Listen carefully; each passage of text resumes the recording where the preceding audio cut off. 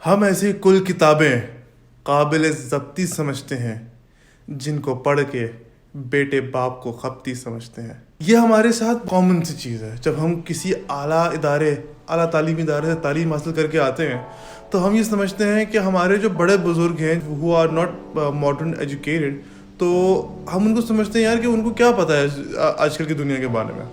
उनको तो कोई अंदाज़ा ही नहीं है ना।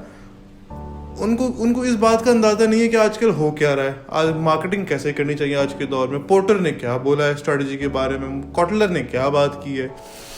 तो यार हम समझते हैं यार कि हाँ, हम जो इस तालीम हासिल करके आए हैं, इस तालीम से हम उनको जो है ना पीछे छोड़ देंगे या इनका मुकाबला कर लेंगे। सही वर्ड मुकाबला करना ही है।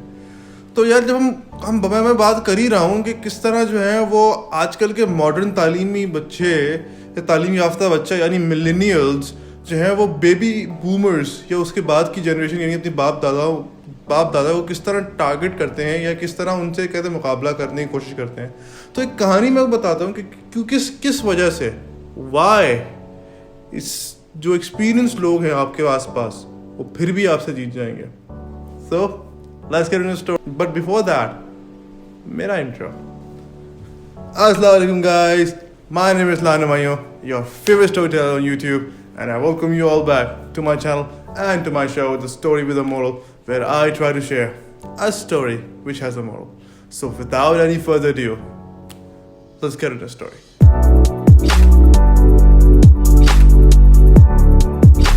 एक दफ़ा क्या होता है कि एक बड़े बुजुर्ग ने जो है ना वो रोड साइड तरबूज का ठेला लगाया होता है और उस पर उन्होंने एक बोर्ड लगाया हुआ होता है जिसपे लिखा होता है वो एक तरबूज $3 का और 3 तरबूज $10 के।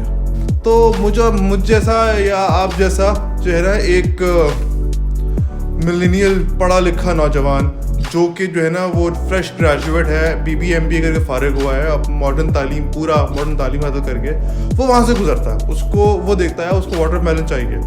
तो वो जाता है, वो कहता है बाबा एक वाटरमेलन दे दो। बाबा उसको वाटरमेलन पैक करके देता है और कहता है $3।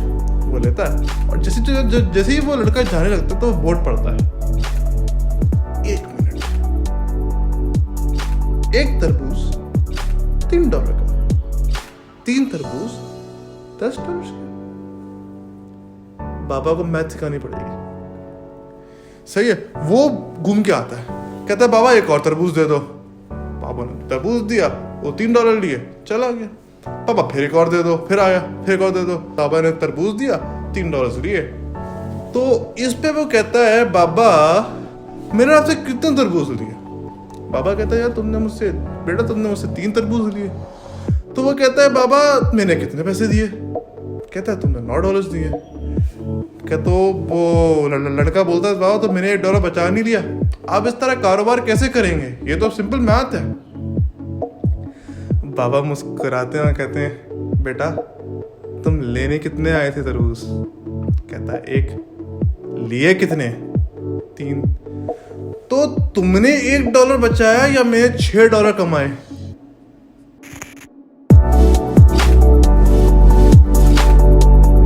कि यार हम लोग क्या करते हैं, हम लोग अक्सर जो है ना वो अपनी जो हमने मॉडर्न तालीम हासिल की है ना उसको हम समझते हैं उस थ्योरी को हम समझते हैं कि यार हमें थ्योरी पता चल गई है ना, तो हम वो लोग जो पिछले 10, 20, 30 सालों से प्रैक्टिकली उस जगह में इम्प्लीमेंट करते आ रहे हैं वो गलत है।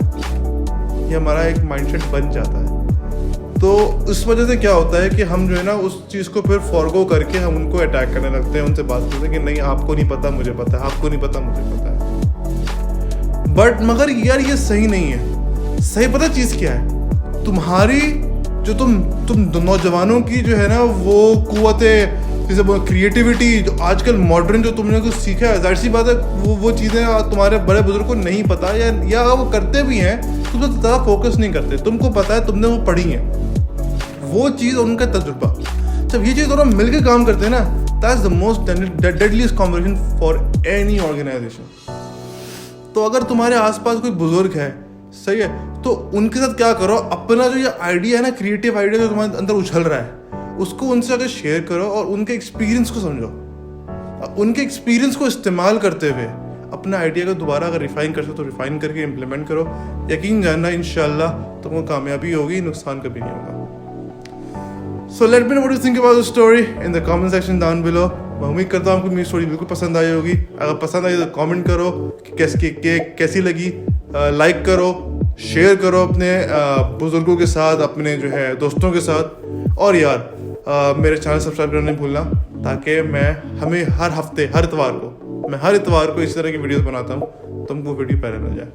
Till then, Shlan Mayo signs out.